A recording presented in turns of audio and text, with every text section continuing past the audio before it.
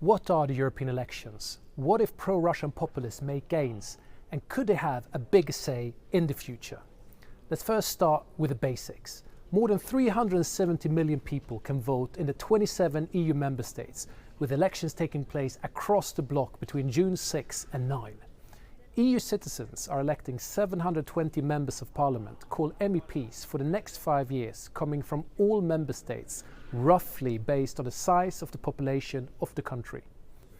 So Germany will send most lawmakers, 96, and Cyprus, Luxembourg and Malta just 6 each. Just remember one thing. While elections are called European, they're actually contested by national political parties. For example, the German Social Democrats, SPD, or the Spanish Conservative Partido Popular, PP. But once MEPs are elected from national lists, they tend to become part of trans-European political families or groups.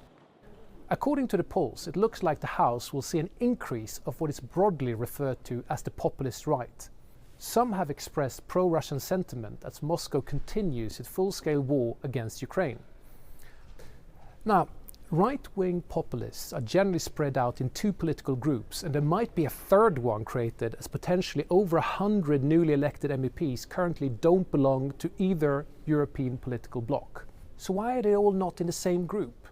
For years there have been talks about some sort of Eurosceptic supergroup being created, and such a group would have quite an impact on the running of the chamber given its potential size. But here's the thing. It's hard to square the circle of being a nationalist on a European level.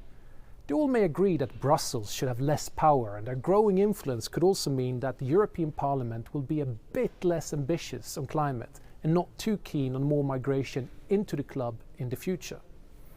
However, they tend to be at each other's throats on foreign policy, preventing them from closer political cooperation. And here, it's often relations with Russia that is the big divider, with some populist parties being hawkish and others being on friendly terms with Moscow. It's also worth pointing out that there is a small political group to the far left that also tends to be rather pro-Moscow.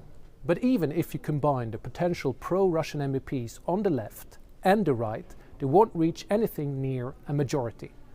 And remember, the European Parliament does not dictate EU foreign policy. This is the exclusive domain of EU member states.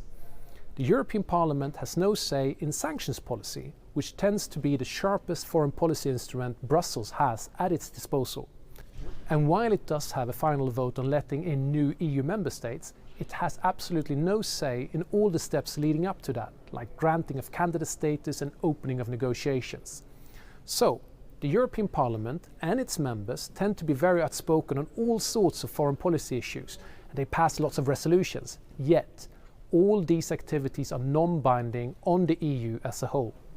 So yes, you may hear a few more pro-Kremlin voices in the European Parliament, but they could be less influential due to divisions among themselves, and would likely be drowned out by the mainstream pro-Ukrainian majority.